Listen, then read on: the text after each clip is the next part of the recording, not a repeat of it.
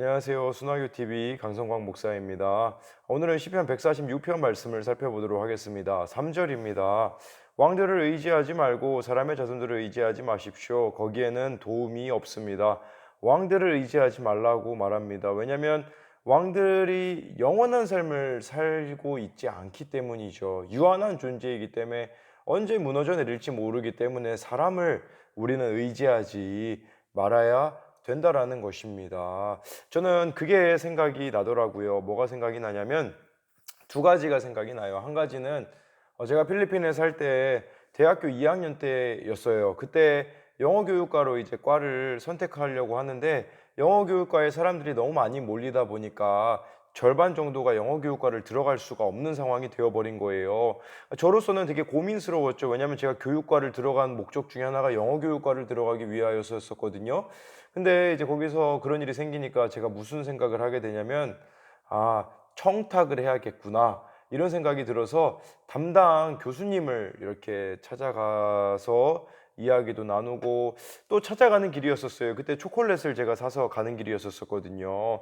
그래서 그 교수님한테 이제 초콜릿을 드리면서 저를 영어 교육과로 붙여달라고 이렇게 청탁하려고 하는데 그때 주님께서 제 마음 가운데 그렇게 하지 말라는 마음을 주셔가지고 그 초콜릿을 제가 그 자리에서 아주 맛있게 다 먹어버렸거든요. 근데 지금도 그 교수님하고 연락을 하게 되고 그 교수님이 저를 좋게 봐주셨어요. 근데 제가 만약에 그때 초콜릿을 들고 청탁하러 갔다라면 그런 관계는 이어질 수가 없었을 거라고 생각을 하게 되더라고요. 그래서 여러분들도 사람을 의지하지 말고 하나님을 의지했으면 좋겠어요. 사람은 또 두 번째 제가 사람에 대한 부분은요. 사람은요, 의지의 대상이 아니라 사랑의 대상이라는 거예요. 우리가 왜 사람들에 대해서 실망하는 줄 아세요? 사람을 의지하고 있기 때문이에요. 여러분, 사람은 믿음의 대상이 아니라 우리가 사랑해야 될 대상이라는 거. 혹시 여러분이 첫 번째 질문은요, 사람들을 여러분들이 좀 의지했던 적이 있다면, 또 그것으로 인하여서 그것이 오히려 좋지 않았던 경우들이 있다면 어느 경우가 있는지를 나누어 봤으면 좋겠습니다. 두 번째는요, 이제 7, 8, 9절 말씀인데요. 제가 9절만 우선 읽어 드릴게요. 여호와는 나그네들을 보호하시며 고아와 과부를 붙들어 주십니다. 그러나 악인들의 길은 좌절시킵니다. 7, 8, 9절 말씀을 한마디로 말씀드리면요. 세상에서 고통당하는 자들, 어려움 가운데 있는 자들, 낮은 자들에게 하나님께서는 관심을 가지고 계시다라고 말씀해 주고 있어요.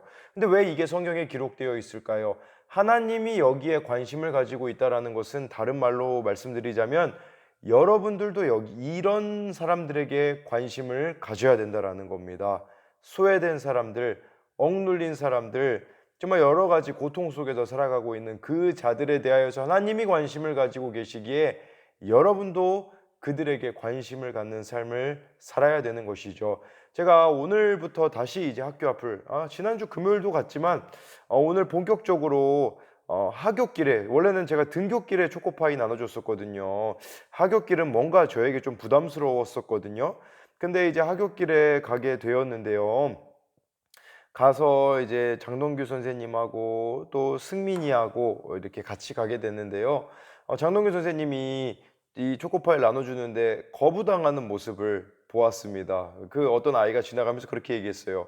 전 몽쉘밖에 안 먹어요. 근데 그러고 어떤 애는 아예 그냥 모른 척하고 지나가는 아이들도 있었고요. 두 번 장동규 선생님이 거절을 당했거든요. 물론 저도 거절을 당했죠. 근데 가만히 있으면 저희는요, 저 솔직히 뭐 초코파이 굳이 나눠주러 가지 않아도 그냥 교회 안에만 전 있으면 되지 않겠습니까? 근데 제가 왜 학교 앞을 가는 줄 아세요? 제가 학교 앞을 가는 이유는 하나님이 저에게 주신 마음이 학교 앞이기 때문이라는 거예요. 하나님이 청소년들에게 관심을 가지고 있기 때문에 그 자리에 제가 가게 되어지는데 이번 주 금요일에는 다른 또 어떤 분도 또 이렇게 함께 하고 싶다라는 연락을 제가 방금 받았거든요. 정말 여러분도 그랬으면 좋겠어요. 하나님의 사랑을 받는 정도에서 여러분들의 신앙이 머물러서는 안 되고 하나님의 사랑을 여러분들이 흘려보내야 된다라는 거죠. 누구에게 흘려보내야 될까요? 내가 사랑하고 싶은 사람들만 사랑하는 것이 아니라 하나님이 관심을 가지고 사랑하고 있는 그 영혼. 여러분 한번 주변에 두 번째 나눈 질문은요. 여러분 주변에 하나님이 정말 관심을 가지고 있을 만한 친구나 사람이 누가 있을지 나눠봤으면 좋겠습니다. 이상입니다.